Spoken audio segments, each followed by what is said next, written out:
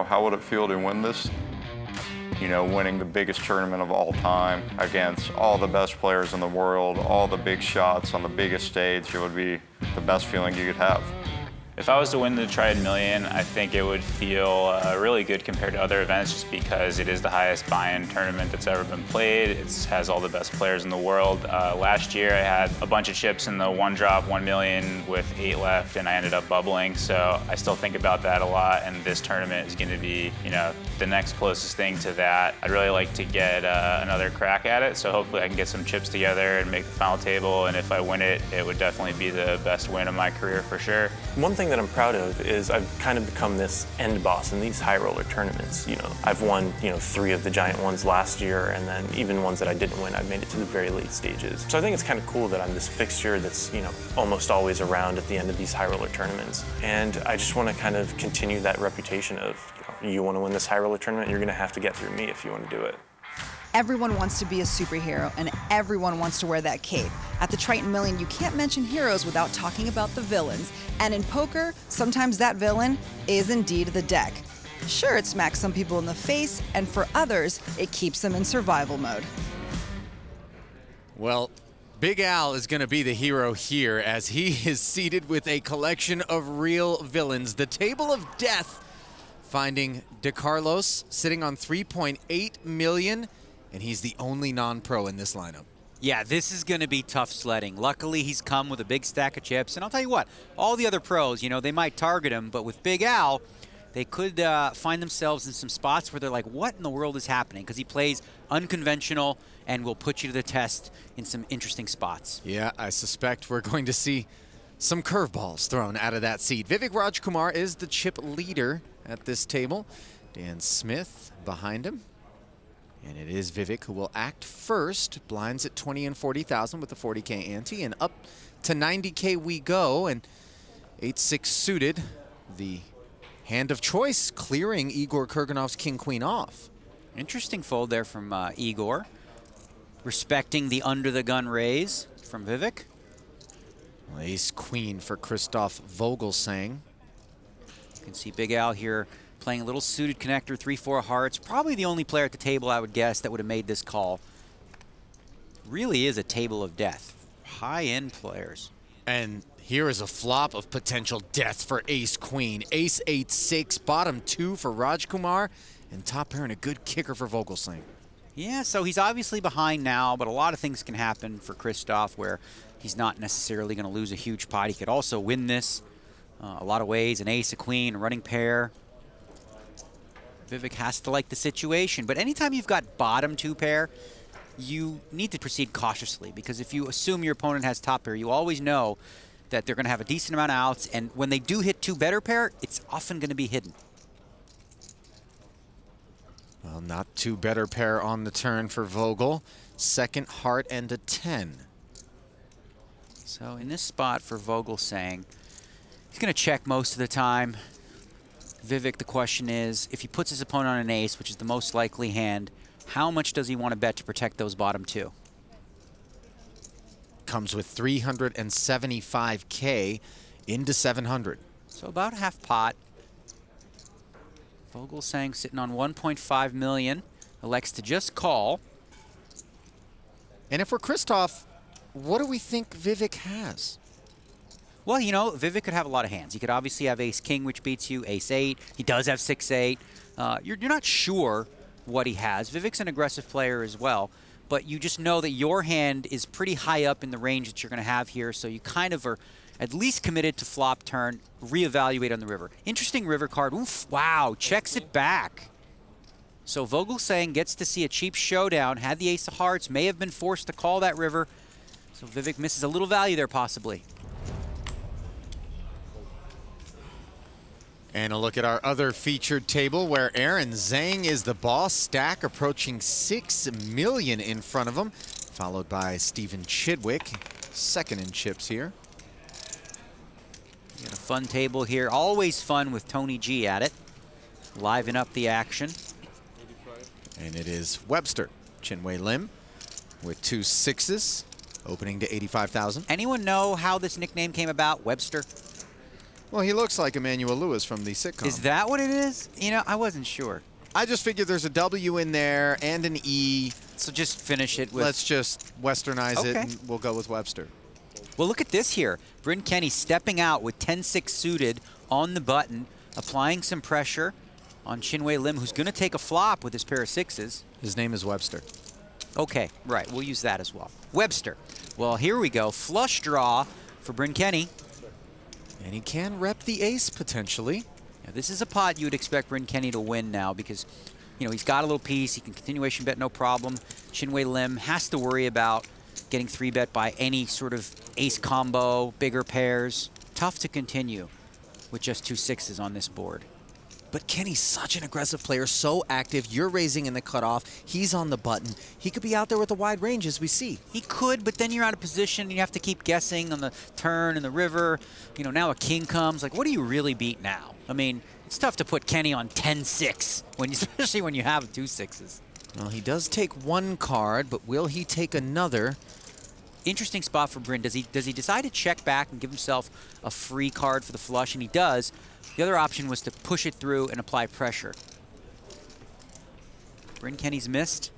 And now a third check from Webster, and for Bryn, the decision is whether or not he's going to be able to get this through. He can credibly rep ace-king here. If he did have ace-king, he might check back that turn, set a little trap. He's representing for 335. I don't see how Chinwei Lim can call based on the line that Bryn took. Oh my goodness, he looks like he's reaching for chips, though. Could have been some posturing. Unbelievable. Wow. I can't believe that call. That is unbelievable from Chinwei Lim. Not going to be pushed around by the man who has staked his reputation on bullying others. Good stuff out of Lim. Bryn Kenny, living and dying by the sword. Hit to his stack, down to 1.4 million. But undeterred. I mean, if I'm Bryn Kenny there, I'm like, man, I played this hand great. How does this guy call me? Maybe I've got a tell of some kind that he's picked up on. When you get owned like that, that's the first thing that, you know, pops in your head is like, does this guy have a dead read on me? Because how did he call me with sixes in that spot? 3-bet here from Chidwick. And perhaps Kenny's table image somewhat compromised. Maybe he seems a little steamy. You know, often there's a little bit of a wound and people start to apply the pressure. Having said that, Chidwick just has a hand here. 2-8s in position with a big stack of chips, applying pressure to Bryn Kenny. But perhaps the choice to 3-bet as opposed to flat, which I think Chidwick could obviously also do. Yeah, I mean, I think it's more a function of his stack and the situation tournament-wise. But you absolutely could be a factor. Chidwick thinks of all the angles when playing his hands. Developing spot here between Sam Greenwood, all in for his last 740 with ace-king on a jack-7-4 board. He's up against ace-jack and in dire straits. Needs one of 3 remaining kings in the deck. Not there on the river, and that is all she wrote for Sam Greenwood. It's a long walk when you're leaving. But it's a pretty one. Meanwhile, back at the feature table, Vivek Rajkumar with 2 red 5s. Upstairs to 100K. Blinds have ticked forward to quarter 50. Ace-8 suited now for Kurganov. And he wants to dance. Flatting, Big Al.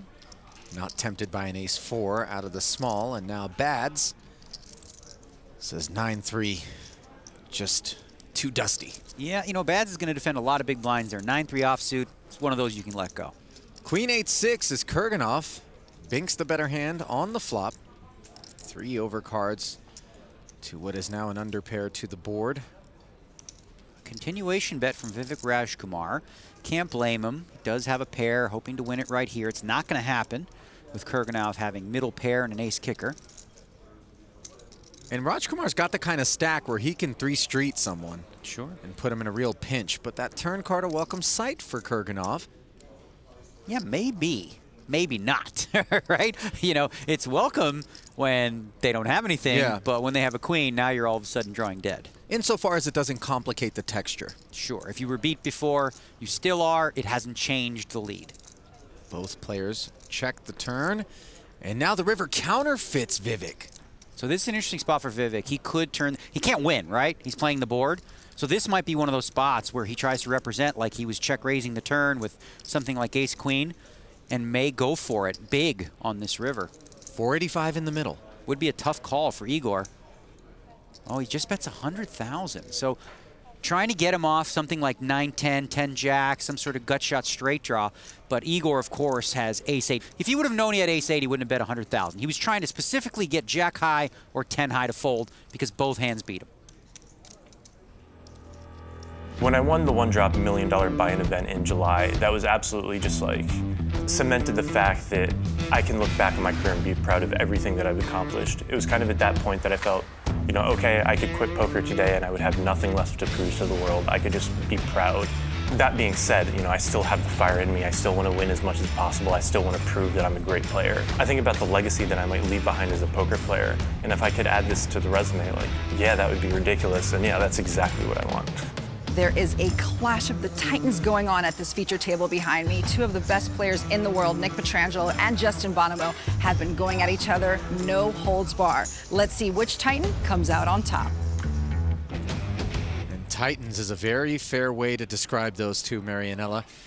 Jack 10 suited for Petrangelo from the button.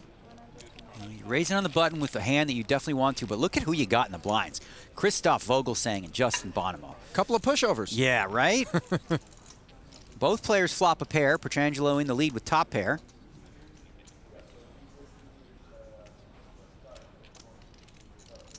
$325 in the middle. 90.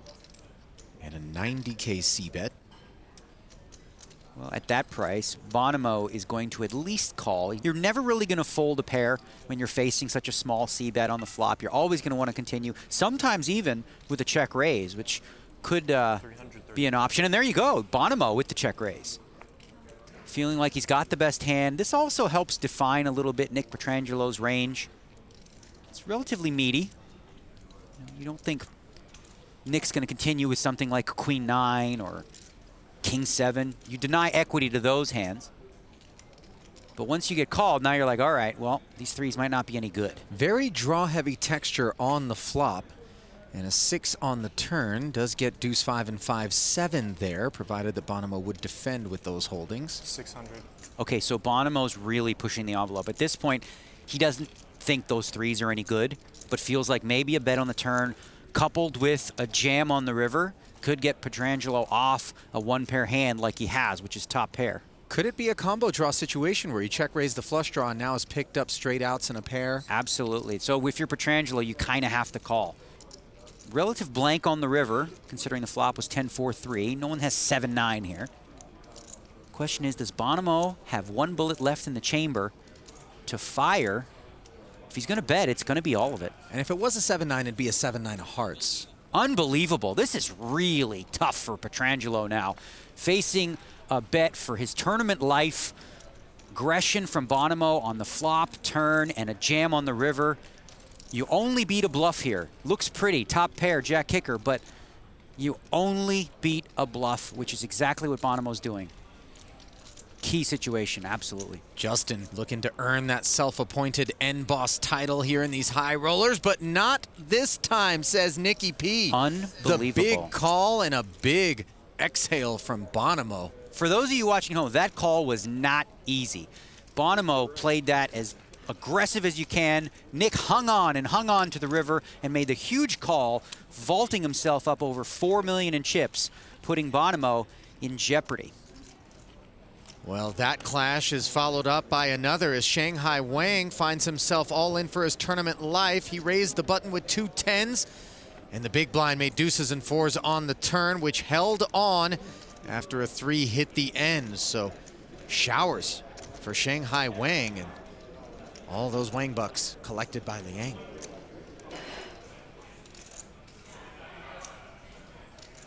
Meanwhile, back at a feature table where Nikita Badziakuski was one of the 2 winningest players on the tours in 2018, picking up over 15 million, is going to be squaring off undoubtedly with Justin Bonomo, the winningest player on the circuit in 2018. Has 2 aces here and possibly a bruised table image.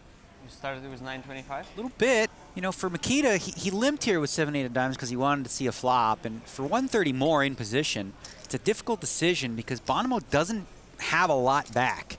Typically, you play 7-8 of diamonds hoping to hit a home run. Neither player all that deep stacked at this point, but too good of a hand to just fold in position. So he's going to see a flop against Bonomo's aces. Yep. Off to the flop we go. 6-5 tray, open-ender for Bads. Yeah, this is going to be big trouble for Makita. Considering the stack sizes and what's already in the middle, this is a spot where he may just raise all in on the flop, facing a 100K bet. Has 1.1 million behind. The lack of a diamond, obviously, unpleasant. Yeah, it looks like a favorable flop. 250? He's going to raise it, you know, hoping Bonomo has a hand like ace-king, ace-queen, and just, you know, doesn't have the heart to continue. We know Bonomo came prepared with the aces. And Bonomo doesn't block a spade here, so it certainly could be a flush draw for Bads. Sure, ace moving in and getting called, no question about it. Makita going with the draw. Justin Bonomo going to have to fade 8 outs. To work with anyway. No 4, no 9 is what Bonomo's thinking, and now additional outs for Makita, thanks to a 7 on the turn. And the river is a 5, pairs the board, ace is up, will hold. And Justin Bonomo going to take a big bite out of those Bads bucks. Well, Bonomo needed that one after that bluff gone wrong, finding himself back in action with a stack. One thing that can happen to me, especially in some of these long 6 or 7 day tournaments, is I'm just not that motivated, not that focused at the beginning of the tournament. But once you get either to the end of the tournament or for a tournament like this Million where it's just playing for super high stakes from the start, then I start to really get in the zone in that flow state. And when I'm in that flow state, my brain is just processing nothing but what's important to think about at the table. Focused on the task at hand. I have so much flowing through me, so many factors that I'm absorbing, what's going on at the table, everything my opponents are doing, what I need to do, what I think my opponent's range is, what I'm gonna do on the next turn card. My brain is just constantly thinking. It just doesn't stop. Is he still there, the robot? Tony G establishing foreign relations. Russian-German. Yeah, so Tony G has a name for some of the new school players, Imagine the, okay. labeling them as robots. No, it's just too much. Not a fan. He likes the old school. Raisy daisy, get it in, play fast. And do a lot of talking in the process, too. Absolutely. Speech play a big part of Tony G's game. And a trip down the YouTube rabbit hole will certainly yield some very entertaining moments throughout time that involved him. And meanwhile, Bryn Kenny hits a pair of 10s against Aaron Zhang, who is attacking from the button and following up with 150K C-bet. Well, really kind of an easy decision for Bryn on the flop at very least, which is a call, and then reevaluate on the turn. There's not really a lot of point in raising the 10 here. And folding is kind of out of the question, especially against the button raise.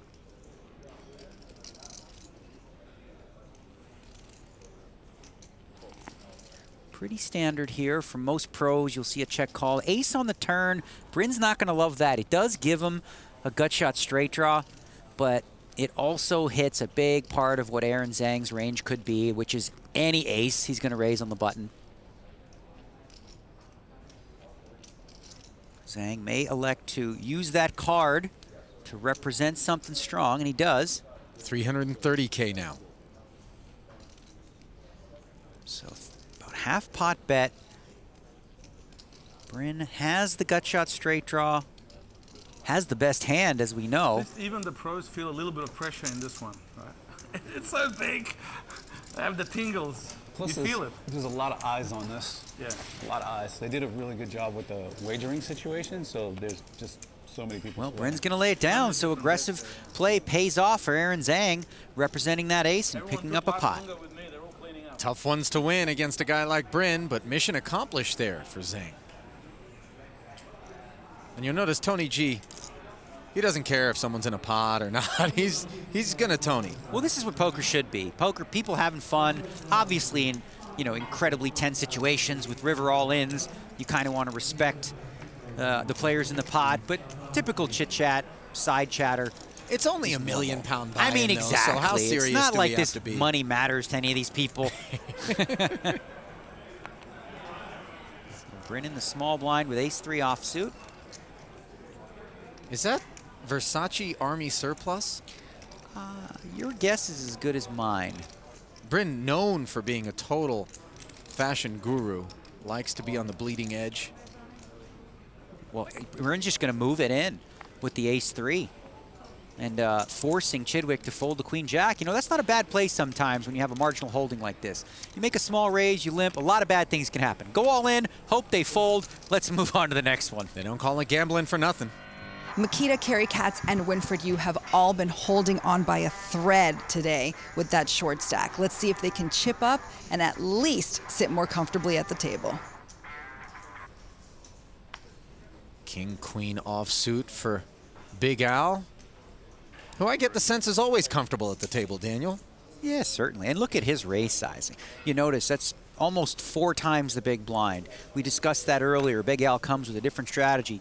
This time, he's likely going to have to, because of his raise size being so big, Makita moves in here, he's pot committed. Yep. And he does say call. Bads with the 2 queens. Has king, queen in rough shape. Heading to the flop, $1.25 million plus in the middle, and it got shot straight draw on the Jack 9-4 board. One club. And Bad's rooting for a club for extra sweat. Instead, it's a 4. So now a king or a 10 only for Big Al will work, and instead it's a 6. The queen's hold. Phew. You should see the stress release from Makita. Yeah, you know, it's never easy. There's always a sweat. King or a 10, he faded it, and he's back in action. Them already out. One thing I really noticed with leading up to this final table is that the electricity is already in the air. Normally you see that when it's the last 4 or 5, when the money gets divided, but people realize also what it means to make this final table. And I really think that the businessman angle and, you know, that whole part of the field getting there brings extra sweats from the crowd. You know, there's more people railing it, there's more people supporting it. And I think that also rubs off on the pros where they think, wow, this is something special happening. So I expect people to be on their toes, people to play their very sharpest and best, and that you can really feel that tension. And we pick up the action here where Yu Liang, who busted Shanghai Wang not long ago, has 3-bet an ace-king suited to 425K from the big blind in the face of an open from Vivek Rajkumar's 7s. Vivek sticks around, and it's down to heads up on an 8-7-4 board. Middle set for Rajkumar. Liang does not c-bet. Vivek barrels 350K. 2 overs and backdoor clubs for Yu Liang, and looks like he's not going anywhere, Daniel. No, music to Vivek Rajkumar's ears. 10 of spades on the turn, an ugly card for Liang. It's an action killer for Vivek. He was really hoping that the turn was an ace or a king. That way he'd have Liang trapped. As we see with the 10 of spades, it should be a spot where Liang can get away. 850K bet on the turn gets called by Liang. Queen on the end, and he's just got ace-king high here. Chasing, trying to catch an overcard pair, which would have been drawing dead anyway. Not advisable. Vivek all in now. If you're sitting in Liang's seat, you have to say, well, what hand do I beat now? Ace-jack, ace-9 suited. Oh, he's my gonna make the goodness. call. Oh, wow. Complete disbelief from Yu Liang, and that stubbornness will cost him dearly. Absolutely, Vivek with a little bit of a gift there from Liang, getting called by ace high. Wow. That's it, folks. A poker masterclass on how to grow and cultivate a hero stack, brought to you by Vivek Rajkumar, Aaron Zhang, and Dan Smith. 20 players remain in the hunt for that £19 million first place prize. And closer we march to the top 11 spots, which will be paid at least $1.1 million. And leader of the march right now, Rajkumar with $7.6 million. Aaron Zhang from the non-pro side in second behind him with 6+. Chidwick, queen 8 suited under the gun. He's a guy that's got enough creativity to put a hand like that to work. This is certainly what we would describe as a wide open. Chidwick leveraging his stack right now, sitting on 4.7, a very healthy stack. Not as healthy as Aaron Zhang's, though. Zhang on the button with a fun little suited connector. Very, very deep against Chidwick. Likes the fact that he has position, and, you know, it's a relatively easy hand to play. You know, you miss 6-4, okay, move on, let's go. But if I hit it, possible fireworks. Complete airball on the Queen Jack 9 board for Zhang. And Chidwick, despite having top pair and a gut shot with backdoor clubs, does not fire the C-bet, and that gives Zhang the rope to fire 175. I like the bet from Zhang on this board. It looks like a board that's supposed to hit his calling range, and if Chidwick has a hand like ace-7 suited or 2 6s, he's just going to fold on the flop. Board pairs on the turn. Chidwick now playing a jack kicker. Yeah, no point for Chidwick to really ever show any aggression in this spot. It's a top pair, hang on, hold, pray that you don't have to face too many difficult decisions with big bets. Deep stack poker, the only player at the table that can eliminate him in one fell swoop. Zhang has to decide if he wants to continue telling the story or say never mind, plays it safe. The check back brings a third 9 on the river. Chidwick's hand improves further. Checks one last time. And there's 695K up for grabs. And Aaron Zhang knows 6 high is not going to get it. So he bets 525 and gets snap called by Chidwick. Nice line. Yeah, zings his hand to the muck. Was hoping maybe he could get Chidwick to fold something like ace high. We've got an all-in and a call situation between Winfred Yu and El Jefe Kerry Katz. Kerry moved all in over the top of Winfred's all in. He's got ace-queen against 2 8s. Hasn't hit the flop. 6 outs heading to the turn. Doesn't hit them there. Can he connect on the end? No. Sometimes it's not going your way and you run low on chips. In this case, I think I played 14 hours. I didn't hit a single set, a straight or flush, but I had like 9 really good draws and they just all blanked on me. So I found myself pretty short. I also made a pretty big mistake on day 1, a very big mistake, probably the biggest mistake I've made in years. And I think I let the 20-second shot clock cloud my judgment. I should have used some time banks and really thought it through. I had a blast today because I ran up a small stack, gave myself a shot, but it didn't work out. Hopefully next time. Hopefully they'll do it again next year because this was like a perfect event. It really was. Glowing review for the Triton Million from Kerry Katz, one of the industry influencers out there, head of Poker Central. Yeah, you know, after you bust a tournament, you always remember that one key hand that stuck out, and clearly it still sits with Kerry Katz when he laid down the kings and 10s against the kings and 5s. Could have doubled up and bid a contender. Instead, on the outside looking in. And it was Webster that had the kings and 5s in that hand. Here he is with 2 5s battling on up against Stephen Chidwick's king-queen. 8-4 deuce, advantage Webster. Yeah, not a terrible flop for Chinwei Lim. Only 1 overcard. He's got a couple 3-card straights. Certainly good enough to continue past this flop against a continuation bet from Chidwick. Just 80K.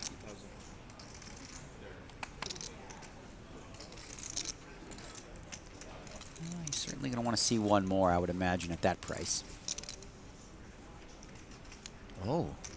And it looks like he wants to make sure Chidwick does not see 1 more as he takes the more aggressive line, check raising to 260. I like it, denying equity. A little bit of sort of, you know, finding out where you're at, if you will. I know that, you know, new school players, you know, hear that concept and think that doesn't make sense. But here, you know, this would do, this check raise, it helps define Chidwick's range a little bit more. Chidwick is a sticky player, though, so it's very difficult. Wow! Well, the other thing it does is open up the action, and this is perhaps the argument against taking these sorts of lines. Well, this is just an incredible play from Chidwick to, you know, assess Chinwei Lim's range as marginal, not having a set. And with the 3-bet there, taking it down, very impressive from Stephen Chidwick. He's just so tough to play against, especially out of position. Yeah, I'm being a short stack for these 4 levels and living on the edge, surviving, and it's not really a pleasant experience. Like, you know, it's obviously way more comfortable to sit with chips, but yeah, just trying my best, doing the right decision, and I hope I'm gonna get lucky. And right decisions are something that Mikita is used to, picking up 14.5 million in 2018. The only player that made more than him was Justin Bonomo, 11.8 total over the course of his Triton circuit finishes. First player to win back-to-back Triton mains, and one of only 2 players to have 3 titles in the series. And here he is with 2 kings, choosing to just limp. Trap has been set, and Pietrangelo with 2 threes behind him might be sticking a paw in there. 2 threes on the button. A lot of ways you could go with this. You know, some players just don't like to play little pairs and get rid of them, but wow. Blast Nick off. just putting him to the test. Obviously, Mikita's going to like this. Exactly what he had in mind when he limped. I was doubling up with so many shitty hands. Fuck. Pietrangelo with a choice reaction. Absolutely. 4-1 favorite. Is Mikita going to the flop? Ace 10 deuce. No 3 there. Board pairs on the turn. Just got to fade 2 outs, Bads. And he does. Million, right? And Pietrangelo probably equal parts upset about losing the pot and about giving Bads more chips. Well, that's the thing. When you limp, you got to be balanced, and this is one of the reasons why. Sometimes you limp, people play aggressive, attack them, and you can set these traps like he did just here. Bads with newfound wagering discs and some confidence brimming. Ace King, a little run good to boot. Well, here we go. Is he going to limp again? Raise this one up. Let's not get greedy. Well, worked so well last time, though. So essentially a min raise that the blinds are 30 and 60. A min raise would be 120. A little 5K extra gravy. Keep it simple. It's a little easier to throw in 2 chips. For the 125, you got a 100K chip, a 25K chip, rather than, you know, throw 100 and 4 5s. And it's not that big a deal if you're opening min raise or min raise and 5K at this stage. Bads asking for a little count, surveying the scene as Igor defends and flops 2 overs and an open ender on the 8-7-4 rainbow texture. That's certainly a flop that favors the range of the big blind. Badzikuski deciding to continuation bet. Really, when you have ace king here, you're just hoping that the player folds. You don't want any resistance. He's going to get some with Kurganov having 2 overs and an open and straight draw. See the percentages. It's essentially a coin flip, despite ace king being in front. No longer a flip now that the 9 hits the turn and gives Kurganov top pair. Yeah, incredibly bad card for Mikita. I would imagine he'd shut this one down and wave the white flag as he does. Unimproved on the river, which puts 4 cards straight on the board. Now, if you're Igor, you ask yourself, I mean, is there really any value in me betting? My opponent could have a 6. Maybe if I check, he'll bet. I can pick off a bluff. If I bet, what would he call with? Doesn't seem like a whole bunch of hands that would call, but he's electing to bet anyway. A little bit of a, you know, defensive bet. A blocker bet, as some may call it. Is it the kind of bet that could tempt Bads to do something heroic? Oh, it looked for a second like he was thinking about it. It might have worked. You never know, though. Igor, he's sticky, too. He's very curious when he gets raised on the river. He likes to make that call sometimes. It's a game of landmines, right? And you're just trying to avoid falling through those landmines. And, you know, I don't want to step on the riskiest landmine, right? Imagine your tournament life was on the line. Do you really want to step on a landmine that's 55-45? That's the way I'm looking at it. Some people do. They like, I want to have the most chips to win, and if I bust, I bust. And that's generally my strategy. But this one is a special tournament, and I'd like to stick around. No, more likely to end earlier. Well, Bill Perkins has certainly stuck around, and I think he's garnered a lot of respect as a non-pro who has really committed himself to bettering his game. Yeah, no question. He loves the game, and anything Bill Perkins does, you know, he's going to do it with a passion to be the best that he can. This is an event where you could just tell by his interview how much he's enjoying just being there. But the issue is if everyone knows that you just kind of want to be there, they may start to push you around a little bit. You got to be worried about that. Well, Perkins has brought 2 red 9s to the fight here. And Webster will defend from the big, the 6-7. Not a great spot for his holding. Does flop bottom pair on the Queen 8-6 board, 1 overcard to the 9s. checked over to Perky. Yeah, anytime you flop a pair out of the big blind, you'd see that as favorable, enough to continue. Perkins with a quick continuation bet after the flop, and you get the call from Chinwei Lim onto the turn. 4 of spades. Well, this card helps Chinwei Lim. It gives him an extra out with that 5. Bill Perkins, a little bit worried, I would imagine, about the queen. Now, this is going to be interesting here, this line from Chinwei. He figures, I'm going to lead out here. If my hand's good, Bill just folds. If not, he's probably not going to raise me, so I decide the price that I want to pay to outdraw him. It's confused Bill a little bit here, this bet. I think it also sets him up, if he wants, depending on the run out, to try to bluff at it on the end. If he feels like he needs to. I think Chinwei Lim thinks a decent amount of the time his hand's good. Now that he's been called by Perkins, he's obviously going to have that in his mind. Maybe he turns this into a bluff. Running 4s as the board pairs. See, when you're Chinwei Lim, you beat all the draws with the 6. You know, you're going to get called by a queen or better. You're really, with this bet, this bluff, you're targeting anything between 8s and jacks. And that's exactly where Bill Perkins' range is. So interesting to see how Perkins proceeds facing this 260K bet on the river. Sizing feels milky, doesn't it? Certainly does, and it could be. Maybe Chinwei Lim is thinking, maybe I'll get a call from ace high. I don't mind. He's getting a very good price, Bill Perkins. He's going to make the call. Showing that he's not just happy to stick around, but happy to pick up chips and make a run at this thing. Life is good for the man who navigated that minefield skillfully. Alfred de Carolus has been absolutely steamrolling this tournament. Now, we had some words with him during the break, but he didn't want to talk to us too long because he's superstitious that if he changes anything about what he's doing, his luck may dry up. He is laser focused and ready to take this thing down. Big Al's a guy that you've known for quite some time, Daniel. Well, Big Al's been around the gambling world with Doyle, Brunson, and Chip Reese, you know, in Bobby's room. And so, yeah, he's certainly been a staple in the gambling community, especially at the highest of stakes. And that's whether it's poker, backgammon, you name it. And I think that's going to help him here in a £1 million buy-in where even the most professional and seasoned tournament veterans are going to be feeling it a little bit. Yeah, you look at Big Al, he's comfortable. He's in his office, he's hanging out there with almost $4 million in chips, doing his thing. The money is not going to pressure and scare him. But Badziakuski's $2 million plus just might.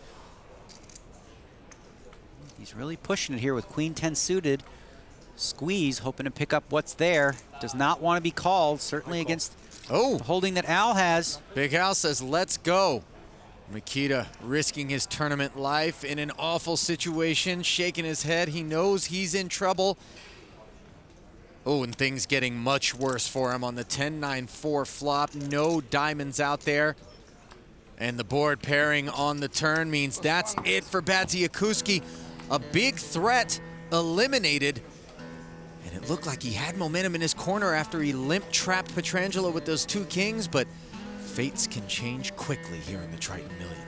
Well, you know, Makita, live by the sword, die by the sword, looking to pick up a pot with an aggressive play there. Big Al with the 2 10s, obviously making the call and the long walk out of the tournament room. Justin Bonomo had an incredible year in 2018, taking home $25.4 million. Now, he is at the top of that all-time money list, but there are 6 players in this Triton Million tournament that could overtake him if they win the tourney. But you better believe he's going to do everything in his power to hold on to that top spot. And there he is with just $925K and 2 black 8s with the blinds at 40 and 80. Well, this is a perfect spot to just move it all in. Look to pick it up with the 2 8s. In the small blind, Kurganov does have an ace-queen in the big, and Bonomo elects to limp in. Well, looking to be a little crafty, trying to set the trap, hoping that Igor maybe applies some pressure with a hand as bad as like King 5 or King 6. And he does apply said pressure. Somewhat predictably with the ace-queen. Justin verifying it's 2 8s, puts his stack out there. And can he hold? Two real hands here. Classic confrontation. Pair versus two overcards. Overcards in front. Yeah, ace in the window, followed by two jacks. Not looking good for Justin, and he knows it. A 6 on the turn, and it's one pull at 2 outs. Can the all-time money leader hang on? No, a 10 on the end, and Igor Kurganov has taken out a big threat. And the door is officially open for those on his tail to overtake Justin Bonomo with a win here and 19 million pounds. End boss down. Still plenty of other end bosses remaining, and among them Stephen Chidwick. Here he is with King Jack of Diamonds. Makes it 160 to skate. Oh, and 2 black kings for Aaron Zhang here. On the buttons where you want them, up against an under-the-gun raise, which usually signifies a pretty strong hand. So hoping to get in with kings against something like jacks or 10s. 3-bet to 500K. 2 players here with big stacks. Chidwick sitting on 6 million, Zhang with 4. Certainly deep enough to take a flop with King Jack of Diamonds. $500,000 to go.